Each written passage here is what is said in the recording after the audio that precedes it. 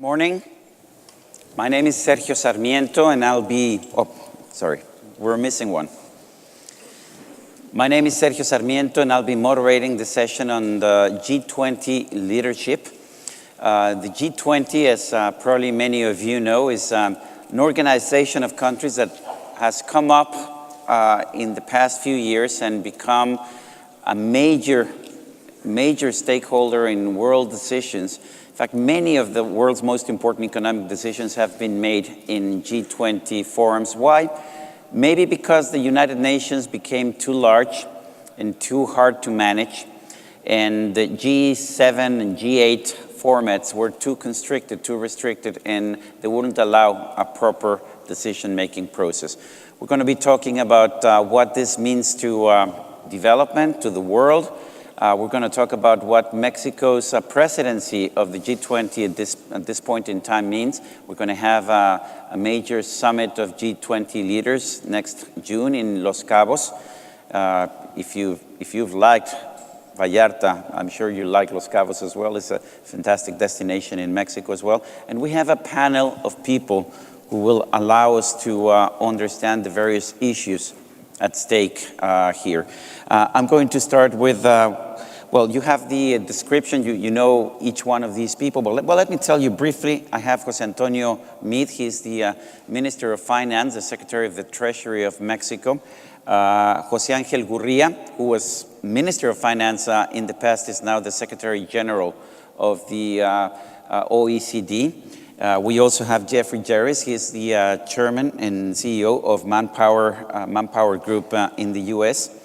Alejandro Ramirez is both the CEO of Cinépolis, a major distribution company, film distribution company in Mexico, which is now making inroads in India and Brazil. And he's also the coordinator of the B20 group in the G20 format. He'll tell us what this is all about. We have Daniel Servitje. He's participating in one of the B20 chapters, and he's the Chief Executive Officer of Grupo Bimbo, by far the largest bread manufacturer in Mexico, and I think probably in the world at this point. And we also have Martin Sen, who's the Chief Executive Officer of the Zurich Insurance Group. Our business people here are all participating in the B20 effort, which is an effort to accompany the G20 meetings. I'm going to ask Angel Gurria, who has a long experience as a public official in Mexico at first, and who is now the Secretary General of the OECD, the major think tank of the developed countries, although I've been told that this is not a think tank anymore. It's a do tank, because they actually create elements for public policy and actually enact those public policies, or make sure that they are enacted. Well, I'm going to ask him, why is this G20 format of meetings of countries so important at this point? Angel. Thank you. The only thing I didn't like very much was the emphasis on long experience. You know, you just couldn't.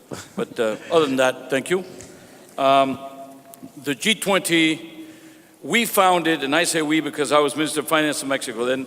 Paul Martin of Canada was Minister of Finance, and Hans Eichel was Minister of Finance of Germany.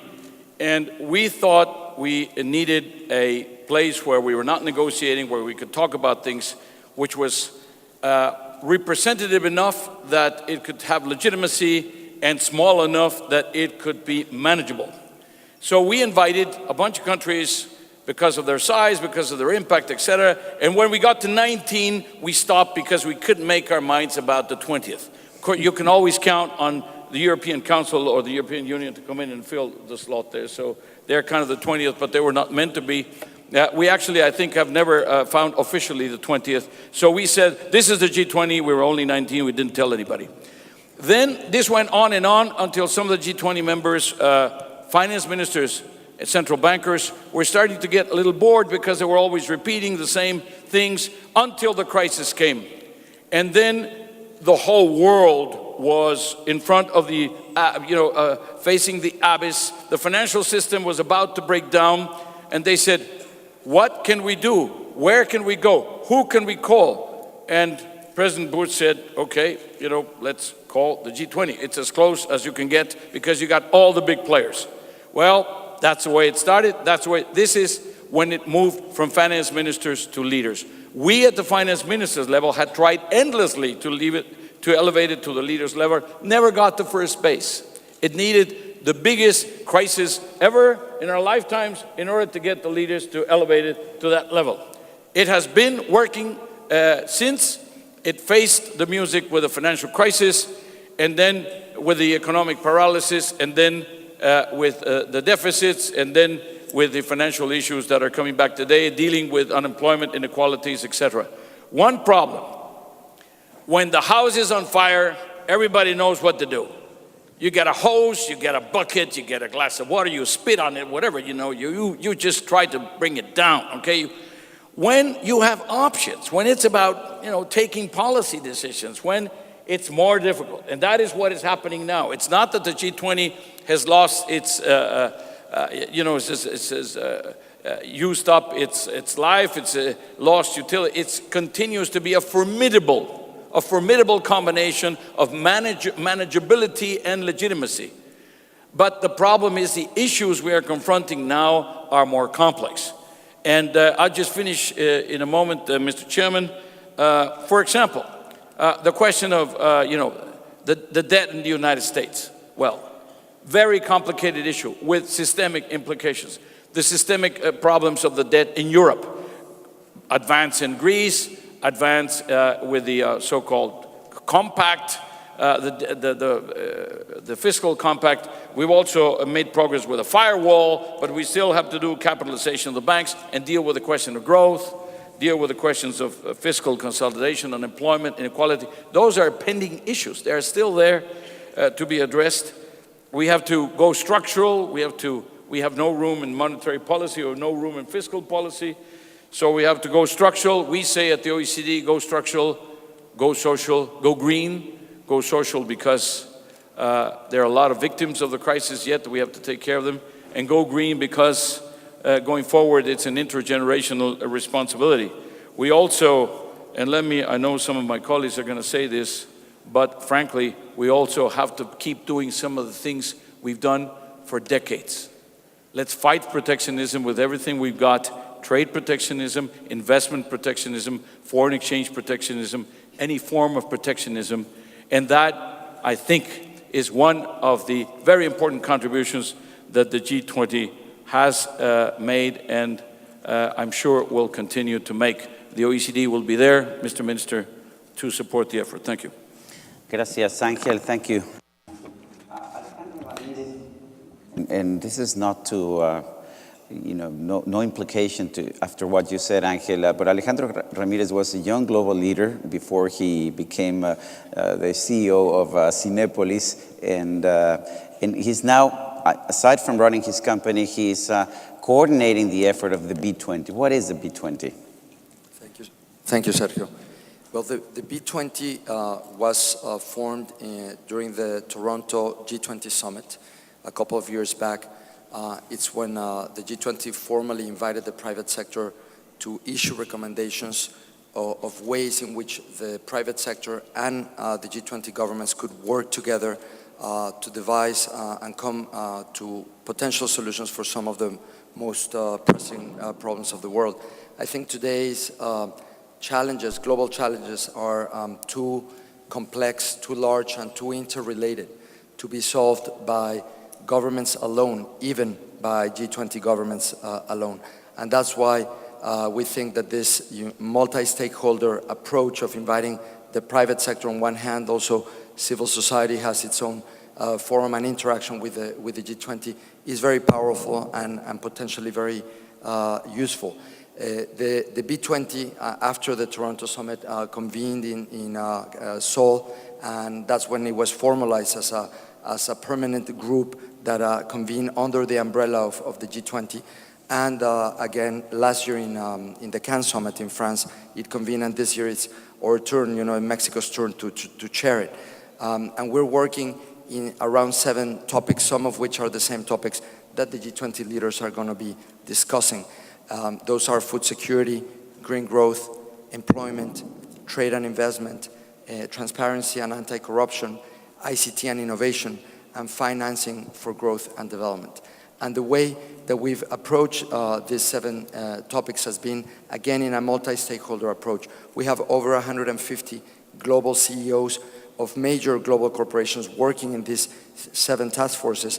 And also we have 18 business associations from G20 countries. We have over 30 international experts from NGOs and from multilateral organizations. And so altogether, it's a very interesting group of people that have been working for the past 5 months in issuing recommendations that we actually just presented last night to President Calderon in a meeting with President Calderon and 9 of his cabinet members.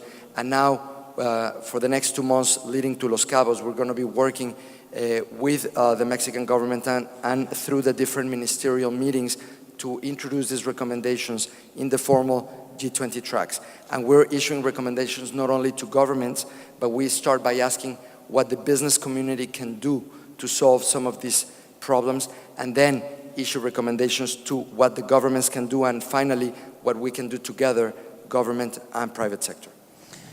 Gracias, Alejandro. Thank you, Alexander. Our current Secretary of the Treasury, he took over the responsibility a few months ago. And Mexico is presiding this next, in fact, Mexico is the current president of the G20 and will be presiding the next summit meeting in Los Cabos. What can we expect in Los Cabos, José Antonio? Gracias, Sergio. Abunto un poquito sobre la importancia. I'll speak a little bit more about the importance so that we can know what we'll expect. Los Cabos' G20 meeting is going to be a political meeting. And from what you heard from Angel Gurria, there is a multilateral agency when the G20 is formed. And for example, the energy sector has an atomic energy agency. There's also a OPEC for oil producer countries, another one for consumer countries, also for renewable energy. So the question might be, or the doubt that might arise, is where we have a specific agency for each one of these, why do we need a different forum? There are problems that exceed the capacities of national and international bureaucracies, and so what was sought was a forum that could provide a political space where obstacles existed in the bureaucracies, and that's what led to the creation in 1999 of the G20. The fact that in 2008 there was also a opportunity to address the crises that were affecting the world meant that we could create this at a political level. And so in terms of the way the agenda is created, this political nature is very relevant.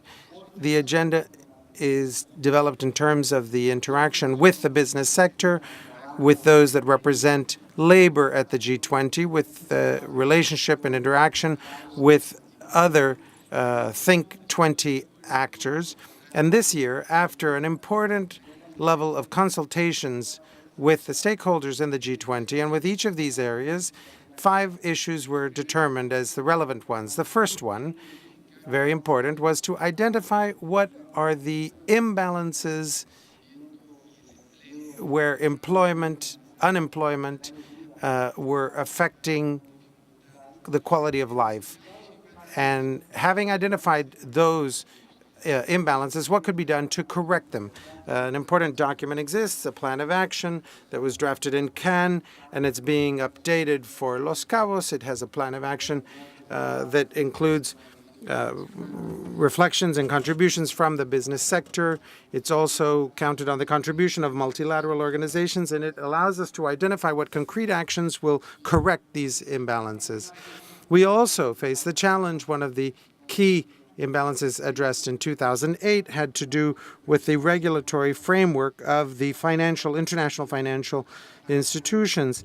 And so we tried to come to some understanding of how financial markets must be regulated to lessen the impact of crises. This, we saw that deregulation could lead to unintended consequences, and the G20 is working on the aspect of regulation, but also having an opportunity for debate and discussion so that we don't have these unintended results. So we're seeking some form of architecture and regulation or supervision at the international level to give assurances in this troubling scenario. We're also looking to see if regional agencies can guarantee solvency in those areas in which there is a lack of trust. Also, as a result of work done in Europe, we're looking for those guarantors of liquidity. This will allow central bank governors who are meeting in Washington during the World Bank and IMF meetings this week to see if the IMF, in light of the crisis in Europe, has the instruments and the possibilities of facing the crisis, as well as whether the international community is prepared to face these challenges. As Alejandro also commented, the G20 also has to do with the access of food security and energy in terms of quality and quantity sufficient to meet the needs. Our agenda also has to do with aspects of growth and development, especially based on criteria that are sustainable and green. These are the agenda items. We're presenting specific work plans. In Europe, we see public policies that are headed in the right direction. The question now is whether or not other instances are prepared, and in June we'll present an adequate agenda that will reflect the concerns of all of the stakeholders who participated in creating the agenda, and we hope this translates into a world where we can see a better improvement in growth and employment and development. Thank you.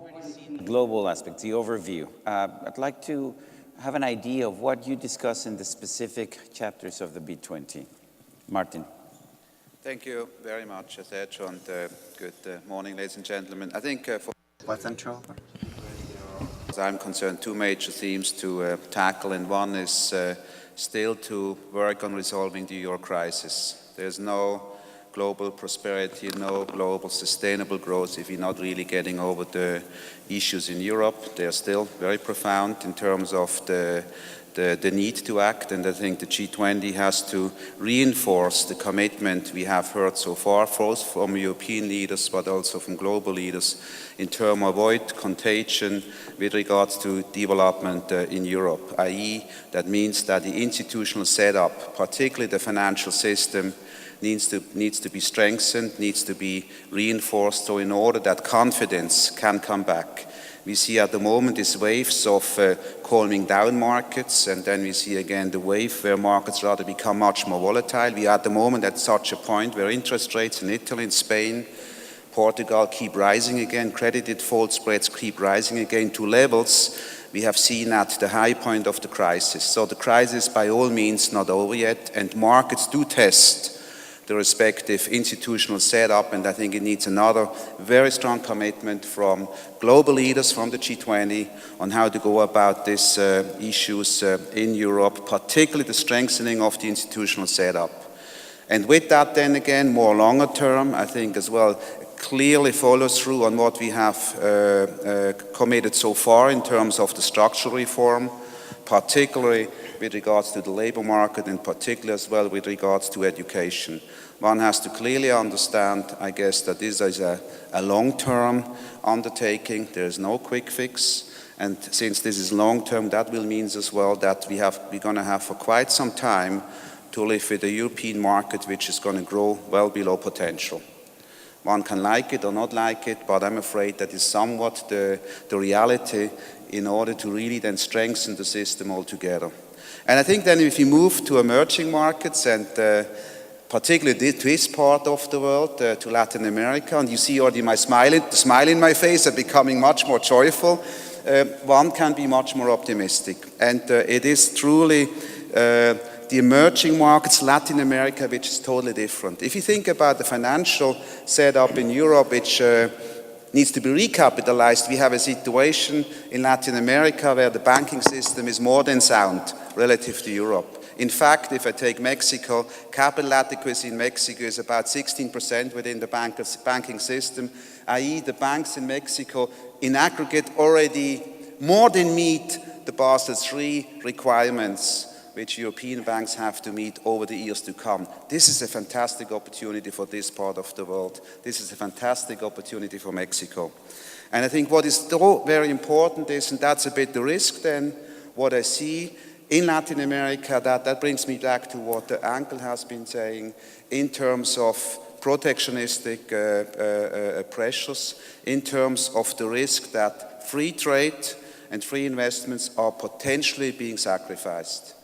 And I think it's very important that Latin America takes here a leadership role. I would like to applaud here the role Mexico is playing under the leadership of President Calderon in terms of how forceful Mexico is making sure and fighting that protectionism and that free trade is not being threatened. And that's, for me, one of the key aspects for the G20 to reinforce that free trade has to last. Because if you're not continuously fighting for free trade, it will affect prosperity around the world. And I hope that it's going to be not only an agenda item for the G20 here in Mexico, but the issue on free trade and free investment should be an agenda item on each single G20 meeting to follow. Thank you, Martin. I think it's been a long time since I heard that Latin America is the example now and that Europe is the trouble child, but that seems to be the case in today's world. Daniel Servirge, you've also been involved in the B20. Tell us what's your perspective. Thank you very much, Sergio. Well, I'm co-chairing one of the task forces, the one on food security.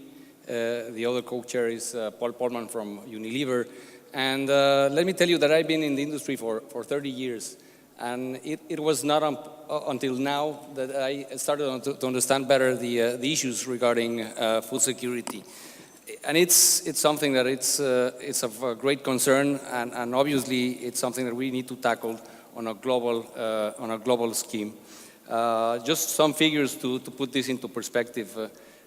More than 800 million people every night go to bed hungry.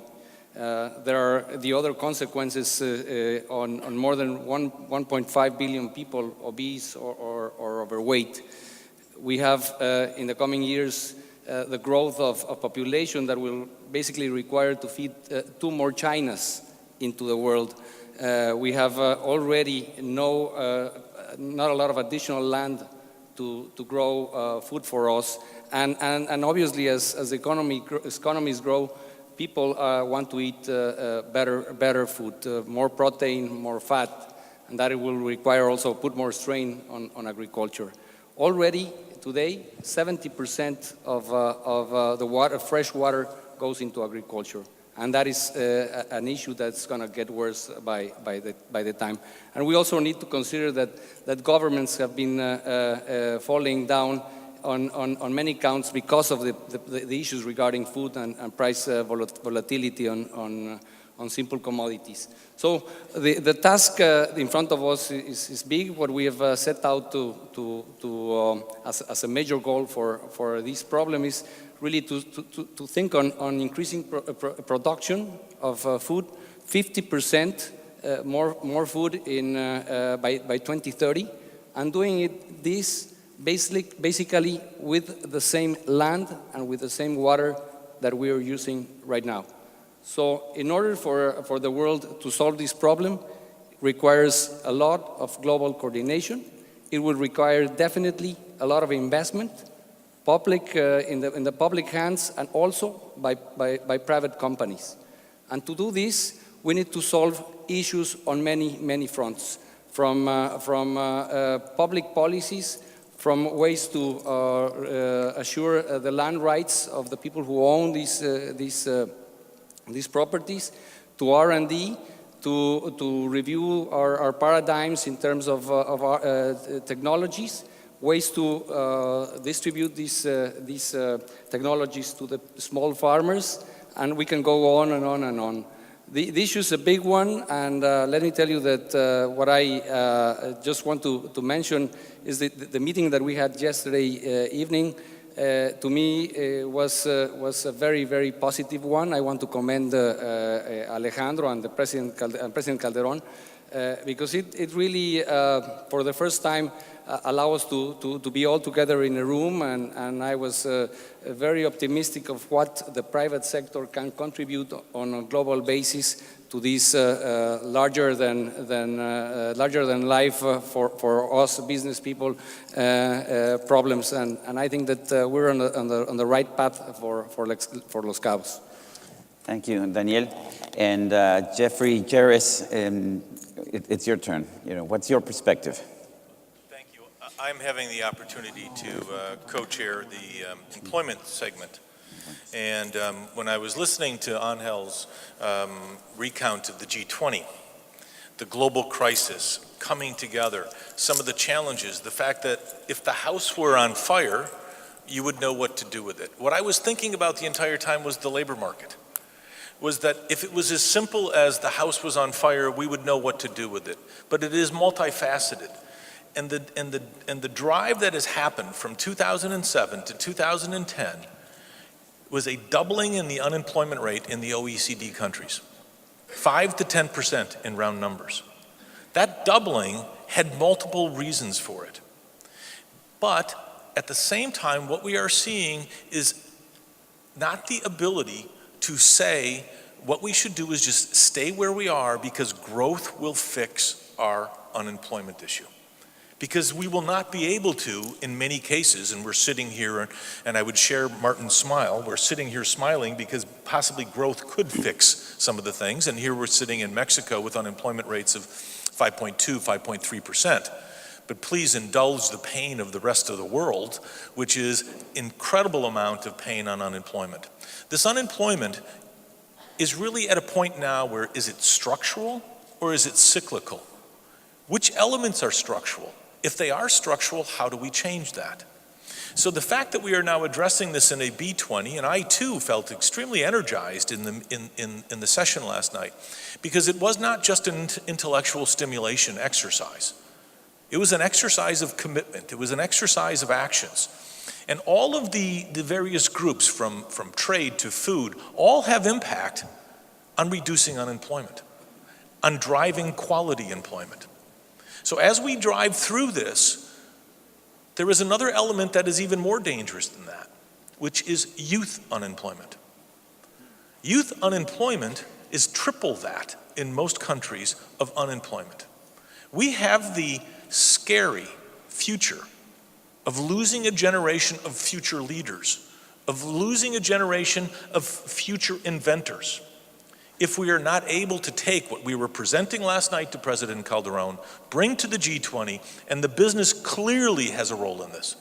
This is not a government issue. This is not a labor issue. This is not a business issue. This is a societal issue that we have to be able to tackle in various ways. And we'll talk maybe a little bit later of some of the things that we'll be doing to tackle that. But this crisis, this global crisis, and the fact that we now have a global economy is really accentuating the challenges associated with unemployment and trying to discern between cyclical unemployment and structural unemployment. Thank you, Jeffrey. And I think once you tell us about these unemployment figures, we have to really think whether we're doing the right things to actually attack this crisis that started in 2008. We've seen growth in many economies, Angel Gurria, but it's not enough. We're not creating jobs in many countries. Even in a country like Mexico with low unemployment rate, we're not creating quality jobs.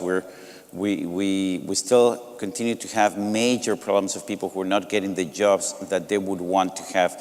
And many of the solutions have been increased government spending or print new money or in various ways. Is this going to work in the future, or is the medicine just not working at all, Angel? As I said before, we ran out of room in terms of monetary policy. Interest rates are about zero or close thereto. And even in developing countries, we're growing at 10%. They're coming down because So for at least for a certain period, inflation is not going to be a big concern. But we ran out of room on the fiscal side for precisely the reason you mentioned.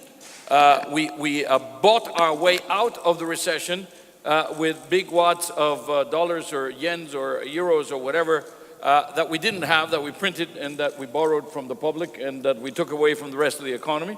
That was good. We all agreed to do that. That was part of the G20 decisions. It was the right decision, but it had a consequence. Consequence is only at the OECD level, 30% more debt to GDP than it was before the crisis.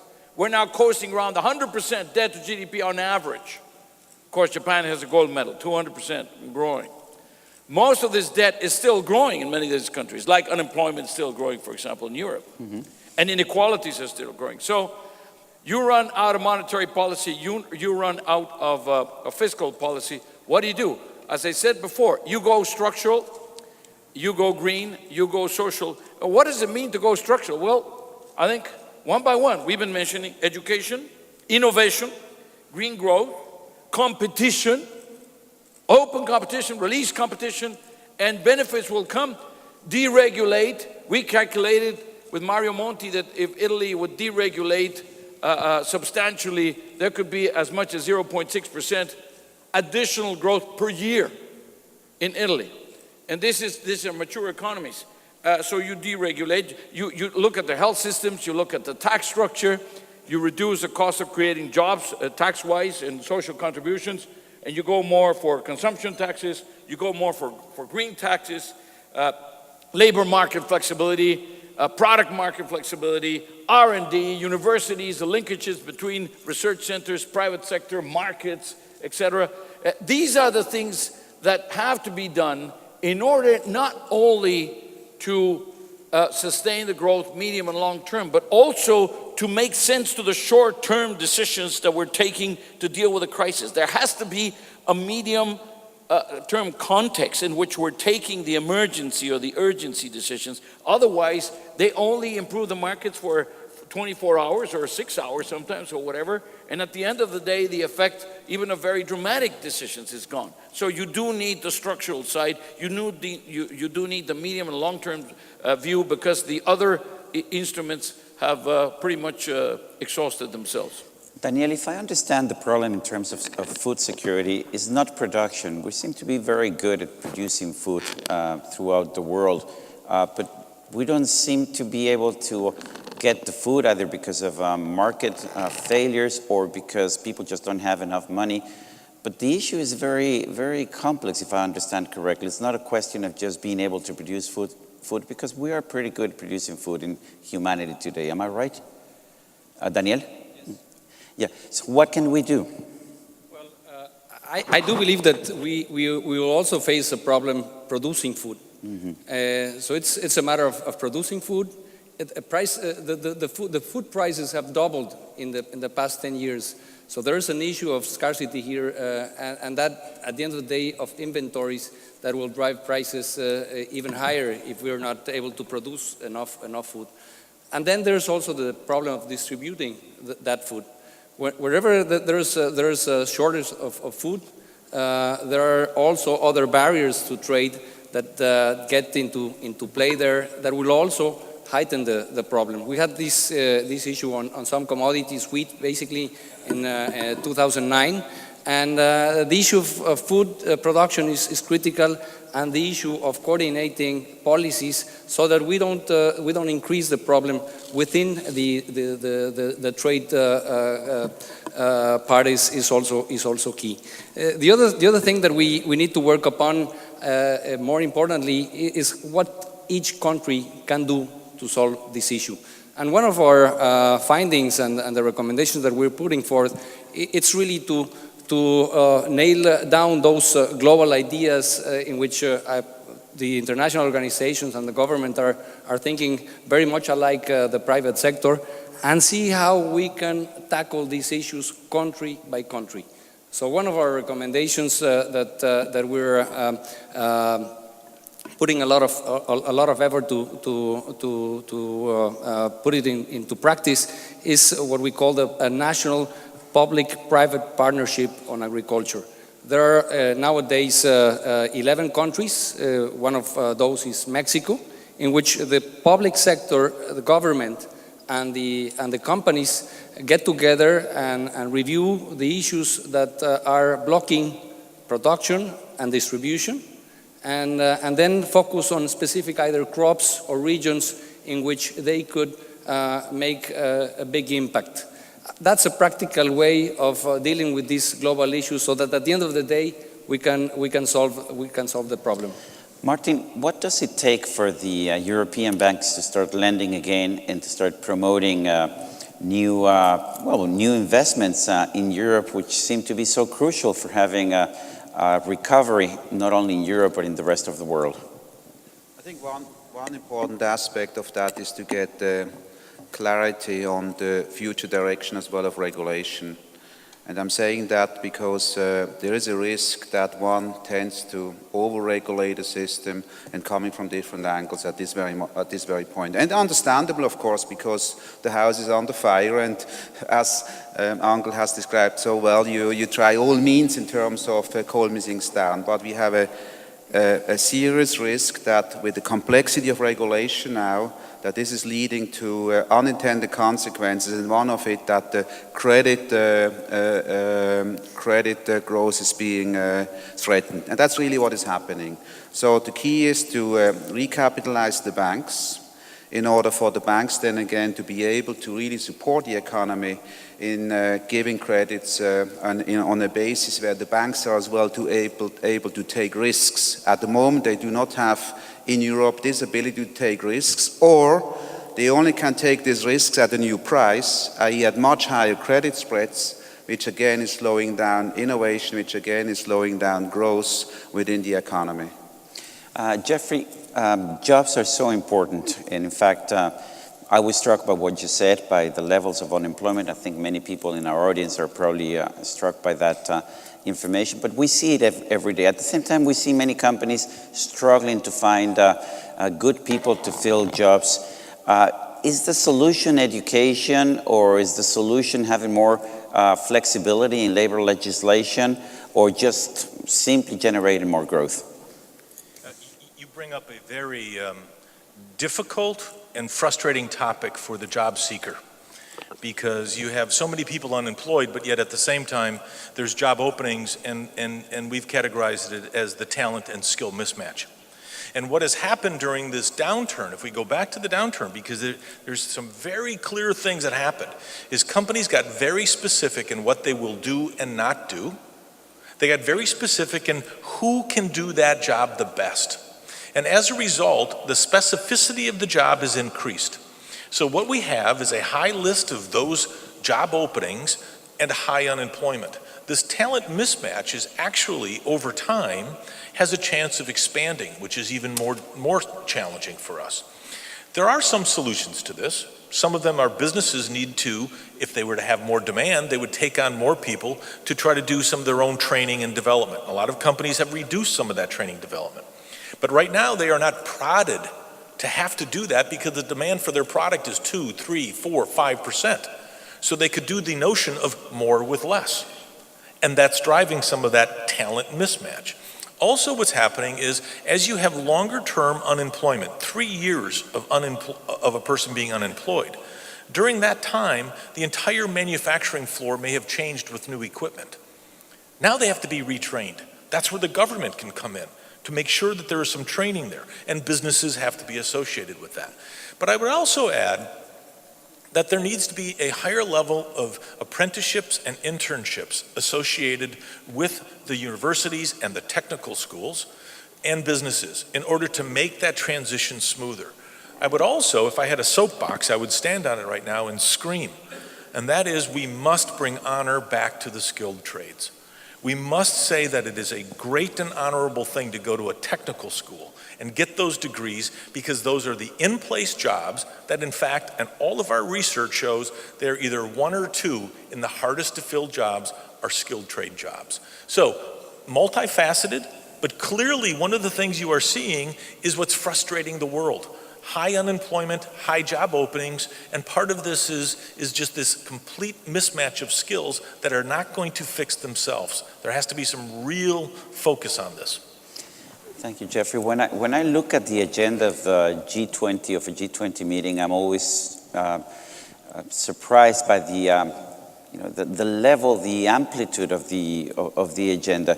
Someone has to set priorities, and I understand the president of a G20 meeting is the one that actually helps to set up the priorities. I'd like to ask Jose Antonio Meade, what are the priorities this time? What is the Mexican government do on this enormous range of subjects that we've been dealing with? Where do we put the focus? What's important at this point? I think the importance has to do with creating a good balance. At the same time, the G20 is criticized because it is Eurocentric, and people are frustrated that the key issue is to talk about and to address the European crisis. But if we don't address the European crisis in the G20, the forum would not be relevant to handle difficult issues. So there are contextual aspects, and also we have to balance other items that will be on the agenda for a longer period of time. So let me underscore the political importance of the G20. If we didn't have this space for coordination, what would we see? A return to protectionism, a return to countries that expropriate industries, countries that protect industries. And this is a effect that we know well in Latin America. After a period of stability, there's a period of expenditures in excess of the investments that leads to an imbalance in families and in governments. And then we begin to protect industries, specific industries, because of trade wars. We begin to raise tariffs, and we create broad distortions. We begin seeing the expropriation of industries.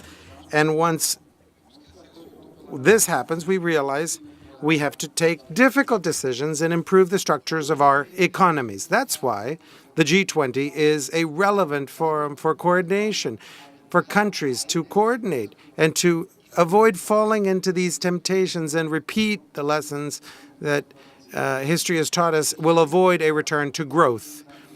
The challenge of creating an agenda for the G20 today is to balance between these issues that affect us today, that are part of our present-day situation, with these other structural challenges which are of a longer that are longer lasting and challenge our ability to grow. With the presidency and leadership of Mexico in an effort to bringing together the largest number of participants and consensus, we see these two elements. We see a position where equilibrium is important, and we also appreciate the specific need to look at the instruments that we have in our multilateral institutions and that these be sufficient and valid today. We also realize that if we do not analyze our structural situations, our access to education, to energy, that we meet the challenges of development and employment, and the specific challenges that each country must meet, we'll be putting at risk our own ability for long-term growth, quality of life, and employment. So I insist, our challenge is a good equilibrium to take advantage of the political opportunity that this forum offers us over the long term, as well as setting the framework so that the decisions that we make politically will generate specific commitments. Wait until the end of the meeting to start taking questions. I'm going to make one more question to the panel, and I'm going to ask for one or two questions from the audience. So if you want to do that, you can ask. I can't see you, but we have people with microphones, and we'll take two short questions or positions. But before, I want to ask Alejandro Ramirez something which I think is very important. I know, Alejandro, you're going to submit a full list of priorities and positions of the business sector in the G20 meeting, but I do want to know, what sort of ideas are you getting in the business sector? What sort of issues are more relevant, what are the most urgent things that you are going to ask the governments of the G20 to do? Okay. Something that I would like to share, Sergio, is that it is true that there are too many important topics and that it was difficult to select the 7 that we're focusing on this year. Just doing a little bit of history, in Seoul, there were 12 working groups. In Cannes, there were 15. And this year we decided to narrow it down to only 7, precisely in order to be able to prioritize better and to make more impactful recommendations that can be better incorporated into the G20 formal work. So this year we decided to keep all these 7, and within those we have a couple of tens of recommendations, and from now until Los Cabos, each one of the working groups is going to be doing a prioritization exercise, so that we come to Los Cabos with a shorter list of recommendations, and especially with a clear priority of which are the most critical recommendations in each one of these 7 working groups. I don't think at this stage I could tell you which are the ones that, in my view, are the most important, because it's a task of each one of the working groups and something that they have to come. There's a lot of debate and they're very dynamic. Each one of the groups has, at least 15 CEOs and sometimes over 20 CEOs. So you can imagine the diversity of views and also some experts, some civil society experts as well. And so I think, some of the recommendations that were issued in the past that I could comment that I think were very important and that were still included in the Seoul recommendations was, for instance, eliminating the subsidies for biofuels, because that was creating important distortions in the price of agricultural commodities, and that was linked to the food security issues that Daniel was mentioning. By biofoods, you mean things like ethanol? Like ethanol, exactly. And, ethanol can be produced with either sugarcane or with corn. And with sugarcane is rather efficient, is the way the Brazilians do it. But with corn, it leaves about the same carbon footprint as a fossil fuel. So, and it was creating at the same time a huge distortion in prices of agricultural commodities, and we in Mexico were suffering it because we all eat corn. So part of the distortion in the price of corn was coming from these agricultural subsidies. Fortunately, they were eliminated several months ago, and now is no longer on the agenda of the B20, but it was on the agenda for 3 years. So I'm talking again about fuels. One of the recommendations that is on the green growth agenda that in my view is very important is now eliminating subsidies for fossil fuels, because they have a tremendous cost. Countries like Mexico, we spend so much in the subsidy to gasoline, and most G20 countries have similar subsidies for fossil fuels, and they're inefficient. They lead to wasteful consumption, and they lead to a large CO2 emissions. So that's one, I think, of the important recommendations. There are many others. In anti-corruption, there's many very interesting recommendations. That's one group that I think the B20 can do a lot by itself. There's the whole supply side of corruption, in which the private sector can do a lot on its own. And I think the fact that the G20 in the Mexican presidency decided to keep the anti-corruption G20 working group was very important, and the B20 emulated that, and we have a B20 working group on that, and hopefully the Russian presidency will give continuity to this group, because it's critical, and a lot of things that have to do with government procurement and the anti-bribery convention of the OECD. So I think there's many important issues, but we will come in the next 2 months to which of the tens of recommendations that we have at this stage will be prioritized in Los Cabos. Martin.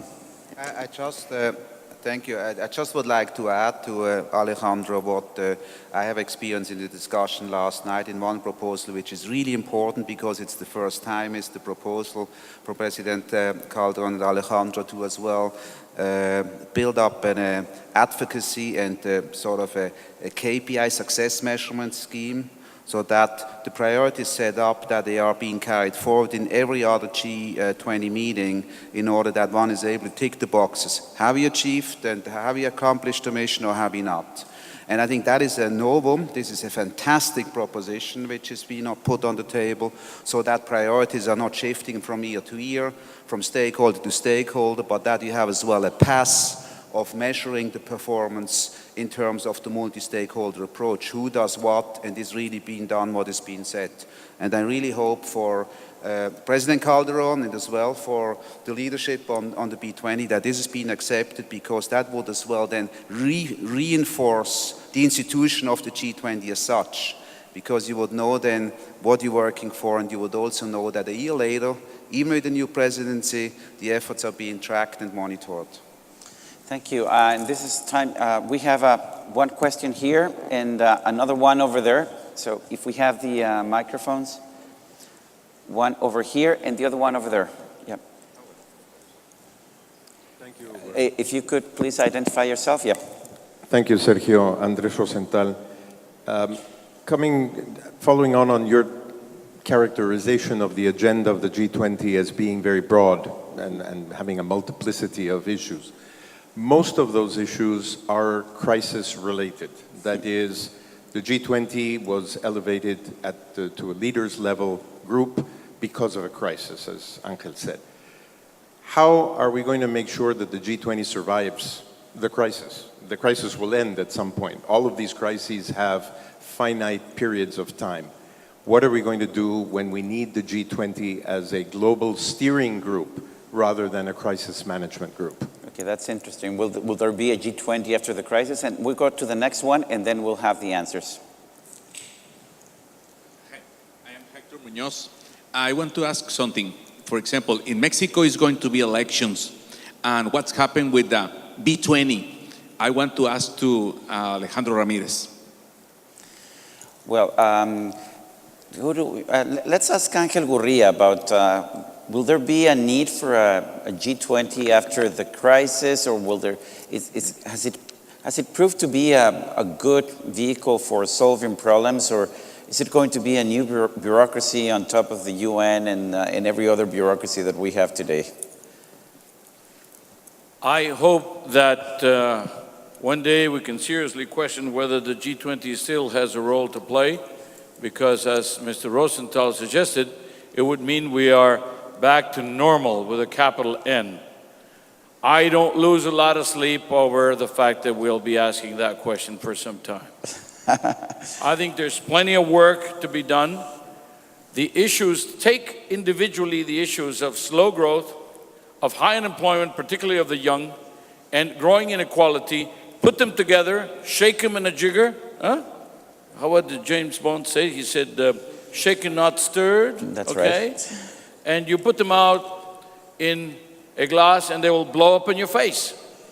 And what you get is Tahrir Square, and you got the Indignados and the Plaza del Sol, and you have Tel Aviv, and you have Chile, and you have Occupy all over the place. It's not a surprise. It's man-made, just like global warming, you know. We got a lot of work to get it back in place.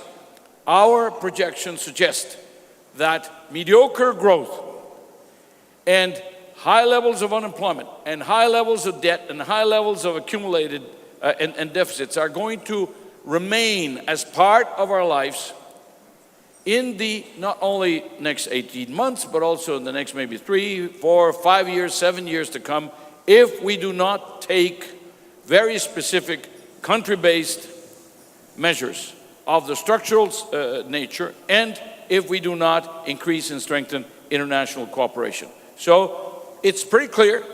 So long life to the G20, unfortunately. I hope one day we can go to its funeral, but I don't see that happening too soon. Well, Alejandro Ramirez. Yes. Yeah, the question was, you know, how does the fact that Mexico is in an electoral phase, how does that, I guess, influence or affect the works of the B20? I think, well, the B20 is, it has involved over a dozen Mexican CEOs that are either co-chairing or participating actively in all 7 task forces. But in addition to that, we invited over 100 Mexican CEOs to share their views about the different G20 topics and to have specific recommendations for Mexico. So that was also issued yesterday and was given to President Calderon as, in a form of a document, the views of precisely 96 Mexican business leaders that made very specific and concrete recommendations for Mexico within the G20 agenda. So now regarding the elections, I don't know how much the candidates are aware of the B20 agenda.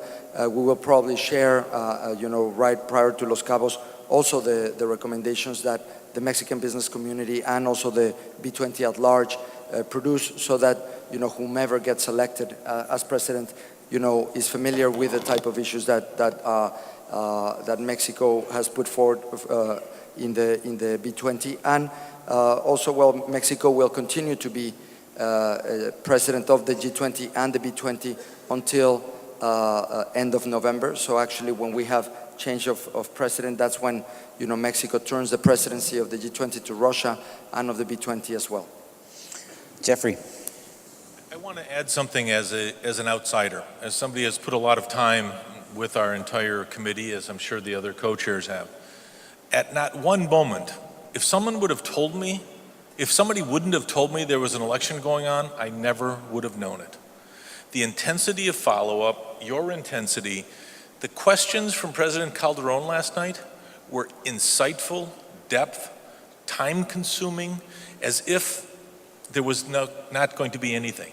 So when you look at the work that's been put in by the world, knowing that it's now here in Mexico, I can say from an outsider, the quality of work, the inspection of the work has not been degraded at all because of the elections. I want to play the devil's advocate, and I want to use Jose Antonio, who represents the president of the G20, a question. Isn't the G20 an undemocratic organization? We do have the General Assembly of the United Nations. We have the Security Council with its rotating number of states. Aren't they more representative? Isn't the fact that there's an organization to which some countries belong and some countries do not belong, isn't it wrong that it's making the in-depth decisions, that it's making the most important decisions in the world today? Isn't that unfair? I would say no. I think that the way it was built has merit. First of all, it's flexible. It's a forum for meeting.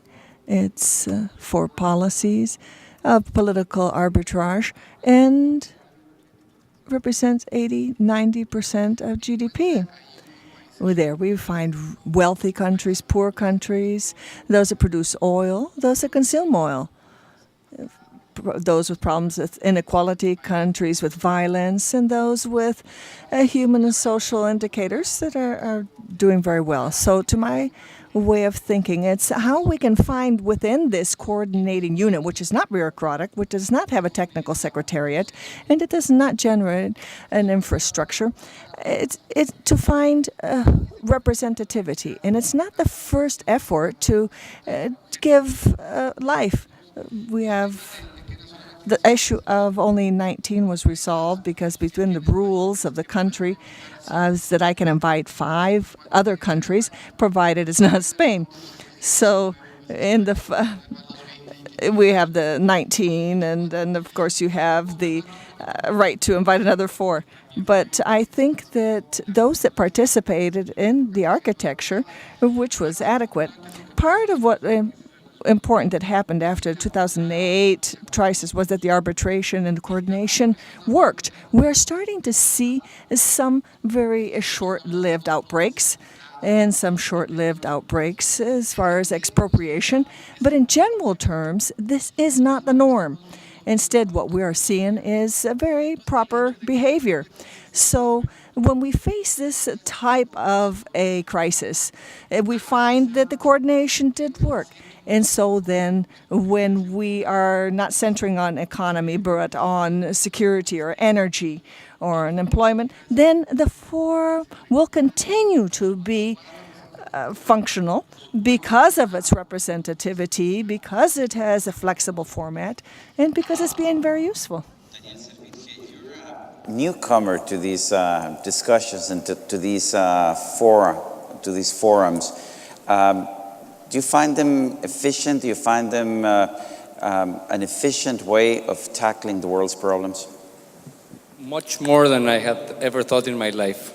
Let me tell you that I just want to get back into what's in it for Mexico in this G20 event, and just want to tell you that this is a great opportunity, first, to change the image of Mexico in the world.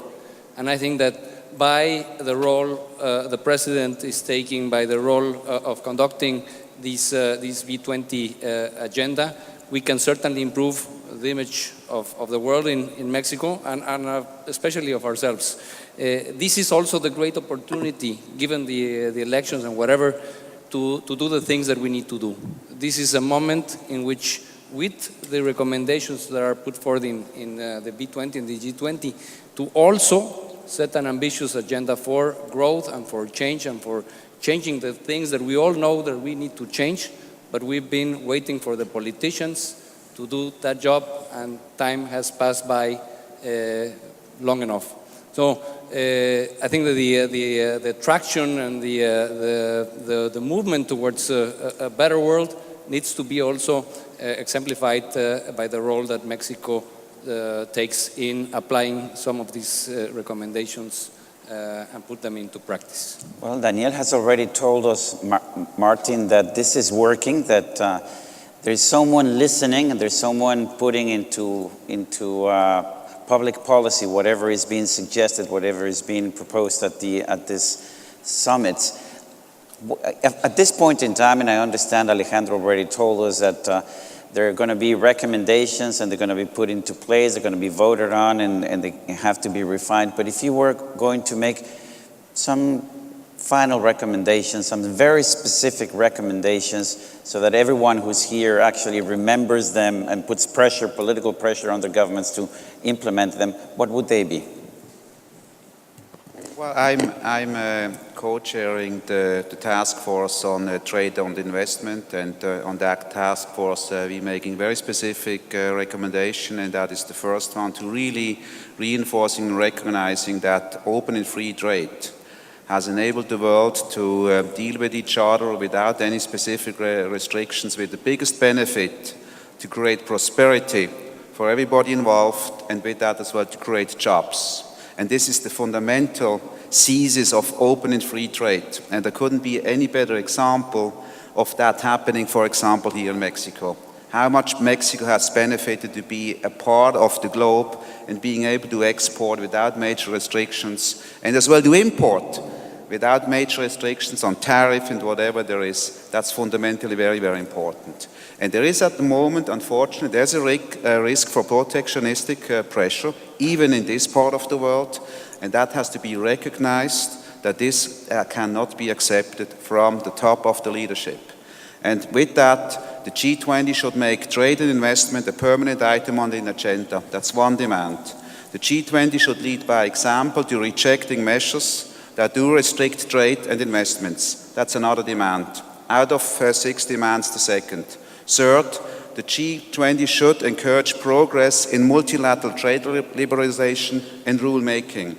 Fourth, the G20 should support progress on specific items on the WTO negotiation agenda on a priority basis.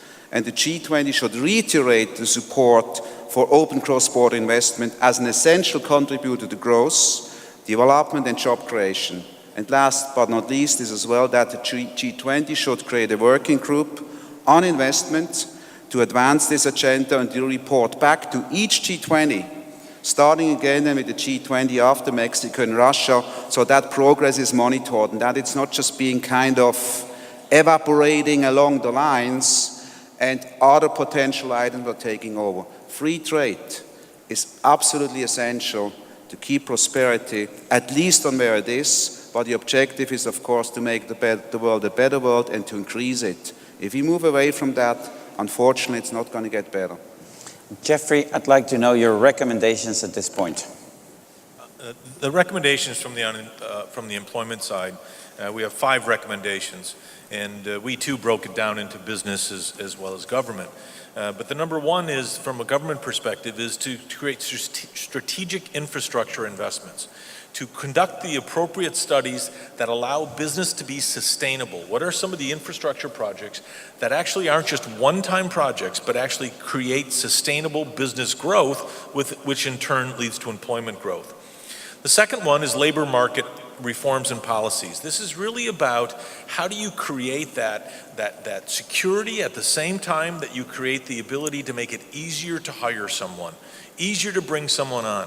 Informal work and youth unemployment. One of the big issues in there is the ease of bringing somebody on. And if you can reduce some of that regulation and reform, you'd be able to hire some additional people. We know that 60 to 70% of all jobs in OECD countries are created by small, medium-sized enterprises.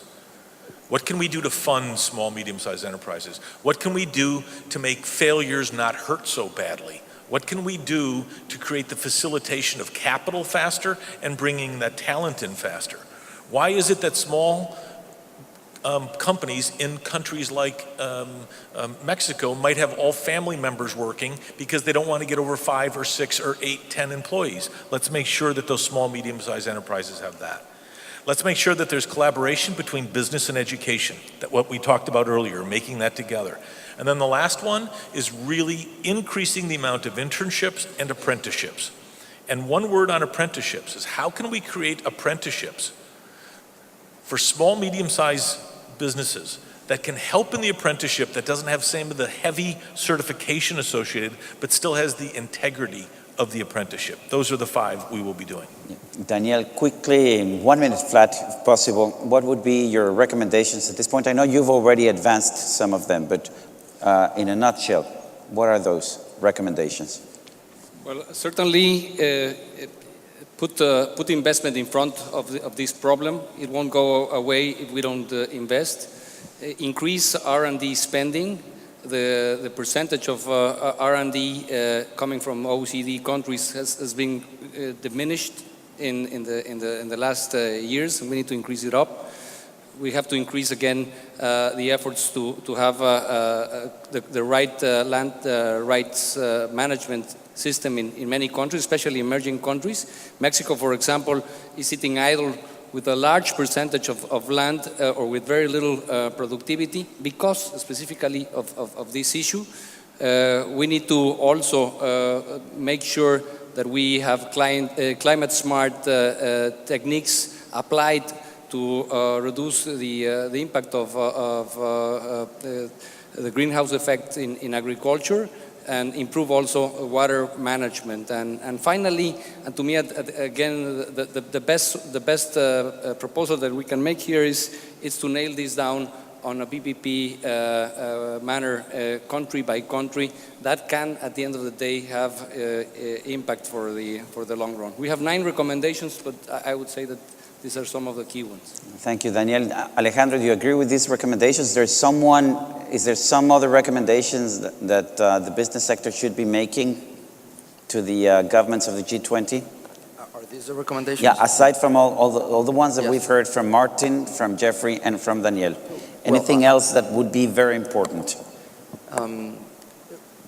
Let's see. Well, I think of the other groups, in the ICT and innovation, there's a recommendation to increase the access to broadband for all, and the cybersecurity also as a major issue, and utilizing also in information and communication technologies as a means of social inclusion. So there's a lot for each one of these, but given that we don't have anyone from this task force, I think I would mention these 3. I think they're very important. Secretary Mead, are these recommendations feasible? Can they be put into a form that can be applied by not only 20 countries, hopefully, but by many of the countries in the world? I think that yes. And besides, there's a natural space document for this. And the action plan, which is built last year in Keynes and now the second version for Cabos, the countries are committed specifically to carry out actions that change depending on the country context. In Mexico's case, there are some things that, as we have recognized here, have been done well, but others that, as been commented, are still lacking. And it does not only seem feasible, but I think it's a space that is by consensus. But there's also a natural space for action and for follow-up. And Alejandro mentioned that the innovations of this B20 would be a follow-up matrix, a type of traffic light, where we could place on a vertical axis the representation of the countries, and we would have 4 indicators for the degree of progress of each of these. As to the follow-up that will be done institutionally by the B20, as well as being set forth in the documents. This is the first time that the recommendations are done 2 months before the plenary. Therefore, we would have to find an institutional vehicle to find an expression for the recommendations to these documents from the plenary, and there would be a space for the plenary. The youngest participant in the Los Cabos meeting, but people do listen to you. You've heard the recommendations from the business sector. You've heard what Secretary Meade has said. What would you ask the governments, the presidents of the G20 next June? To remind themselves about unfinished business. Doha hasn't died officially, but all it needs is a courageous doctor to declare it dead. The question, what do we do with the trade issue now? Are we going to be fighting protectionism without a rules-based system? Or are we going to do it country by country, case by case, which doesn't work? We need to know what we're going to put in place of Doha and what we're going to do about trade.